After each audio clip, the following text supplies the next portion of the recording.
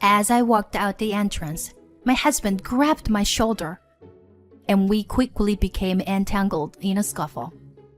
I absolutely did not want to be hit, but if possible, I wanted to land a punch myself. However, the strength of a man is incredible, and my husband was seriously trying to overpower me.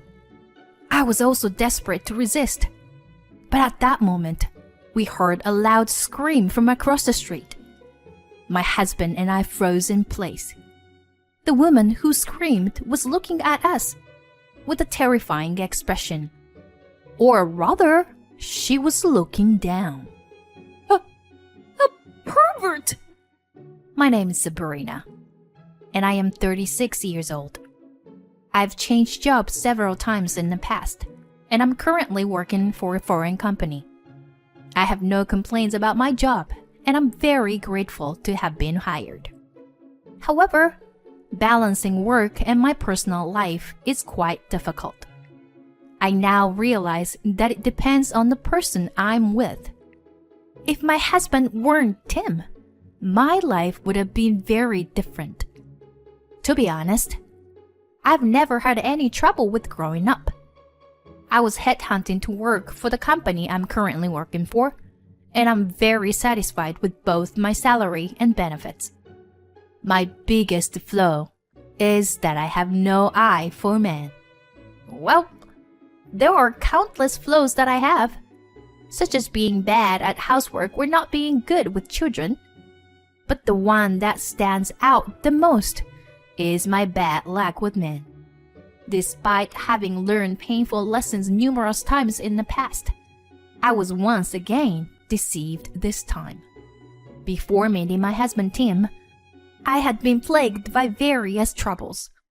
While living together with an ex-boyfriend, he used my car without permission during my overseas business trip and even went on a cheating trip with another woman.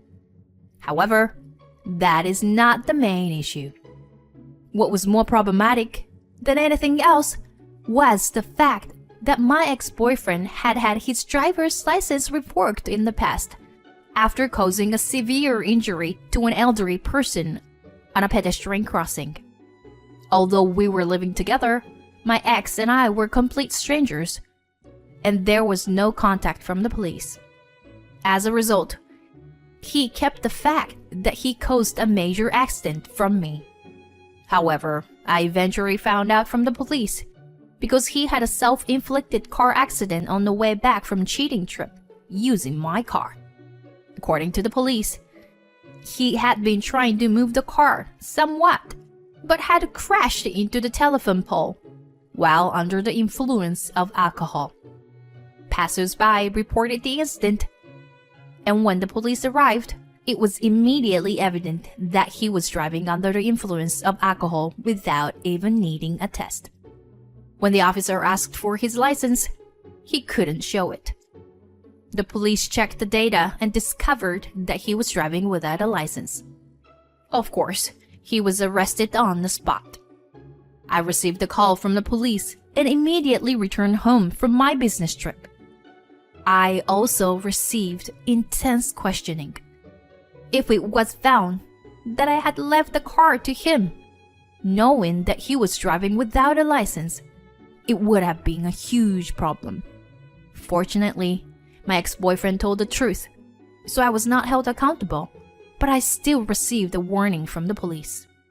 His parents deposited the money for the damage to the car and the inconvenience fee, but to be honest, that didn't matter to me. This incident became a significant trauma for me, and I decided not to have a boyfriend until I met my husband at my previous job. My feelings of love began to stir again about 5 years after the incident. My first impression of my husband was good. I thought he was a soft-spoken person with a well-groomed appearance. His way of speaking and behavior were all very smart. I was surprised that he brought his lunch every day, but I had an even better impression of him because he was also capable of handling household chores. The reason I became closer to my husband was that we started working on the same project. Please date me with marriage in mind. My husband told me that after he asked me out for dinner a few times. My heart danced, but at the same time, I honestly revealed my inner feelings to my husband, the trauma from that time.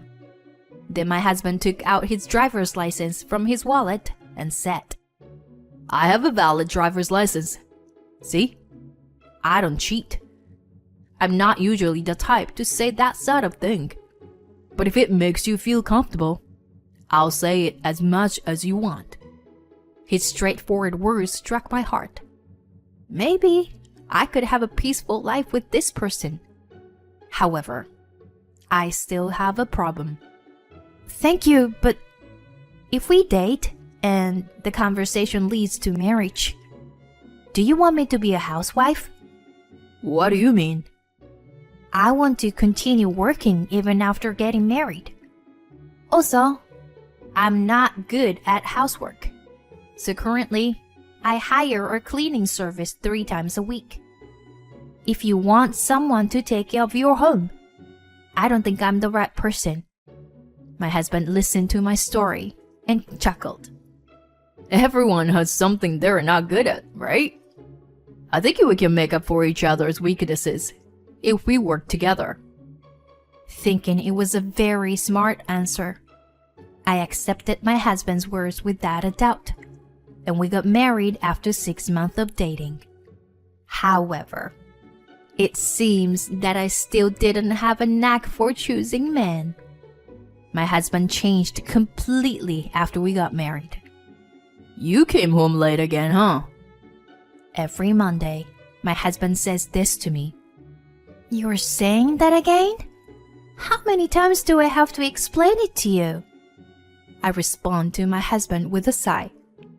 I work for a company based in Southeast Asia, so my days off are different from my husband's, who works for a regular company. We used to work at the same workplace, so our days off were almost the same. But now, because of the time difference, my days off are scattered. How's work going? It's okay, I guess. Actually, my work is going quite well. But my life is not going as smoothly. My husband and I both changed jobs shortly after getting married, but he's been having a hard time lately. I started doing housework that I'm not good at, trying to support him. I thought it would help him focus on work. But now he's even nitpicking my cooking. Meatloaf again? It's the only dish I'm proud of making well. Well, you were good at your job, but shame. His words made me angry, but I held back and waited for his work to pick up. However, he quit his company without telling me after only 2 months. Now, he's working part-time at a cafe, earning around $1,000 a month for working only a few hours a day, 3 days a week. Until now, we've split the household expenses in half. But with this current income, splitting them equally is no longer possible. We can manage for a while with our savings, considering our past incomes. There are already dark clouds looming over our relationship. It happened one day when I returned home from a 2-night business trip and my husband was in a very bad mood. If this kind of thing continues, I'm getting a divorce. Huh? Suddenly, my husband's declaration of divorce left me bewildered and speechless. You went on a business trip and didn't even make my meal before you left? What are you talking about?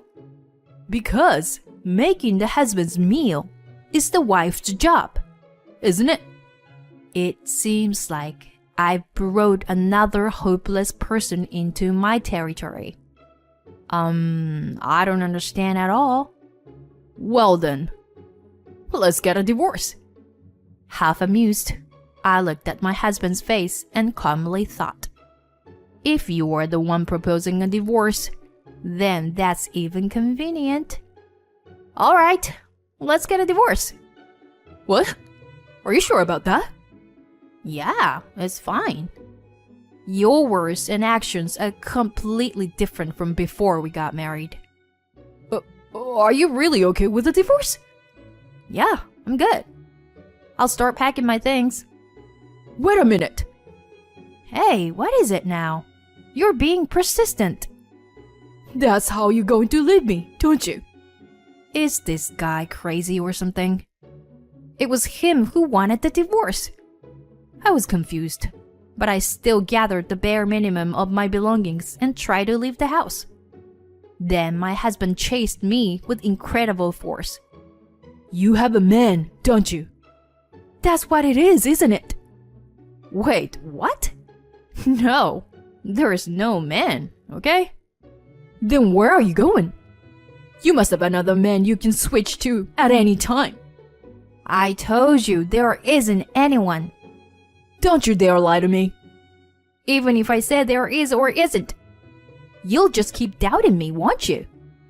I'm tired of dealing with you. I can't believe I ended up marrying such a petty man. Am I really a magnet for terrible men? Or is there some pheromone I'm emitting that attracts them?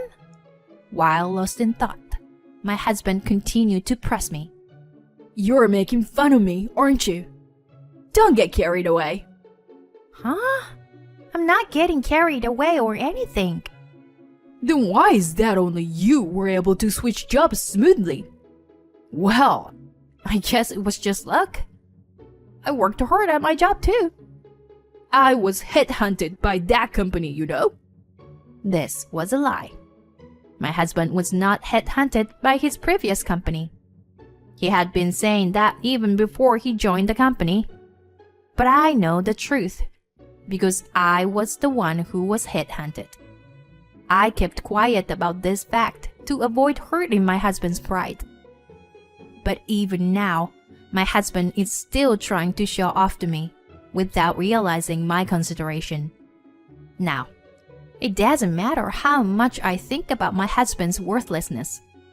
What matters is that I need to deal with this annoying situation in front of me.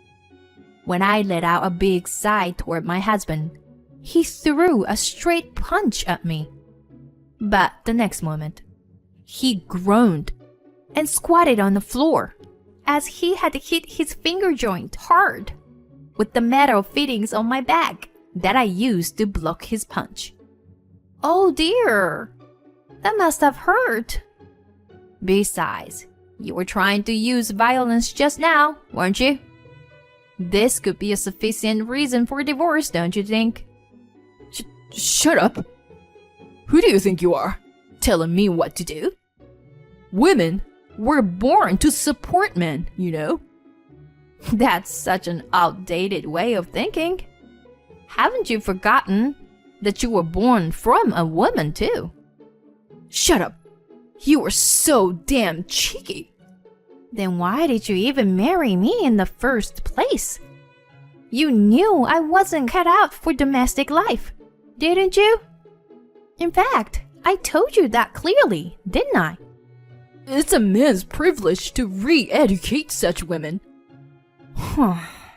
You really don't get it, do you? I really don't have a knack for choosing men. Well then, let's discuss divorce through our lawyers at a later date. Wait a minute. Don't mess around. I ignored my husband and took my luggage outside to the front door. He followed me and grabbed my shoulder. We quickly got into a scuffle. I didn't want to be punched, but I wanted to land a hit myself. However, his strength was overwhelming. My husband was determined to pin me down, and I was desperately struggling. Then I heard a woman's loud scream. My husband and I both froze. The woman who screamed was staring at us with a terrifying expression. Or rather, she was looking down. Pervert! I also noticed that my husband's sweatpants had slid down to his knees. He blushed and immediately let go of me, pulling up his pants. You weren't wearing underwear again? Come on. You probably thought it was okay since you were at home. But I hate that kind of depravity in you. My husband, who was seeing with his lower half exposed by our neighbor, hurriedly ran back inside the house. As expected, he fiercely resisted my desire for divorce afterward. But I had already completed the divorce application myself. Anticipating such a situation, I had received the photo data of my husband's embarrassing appearance from the neighbor who witnessed it.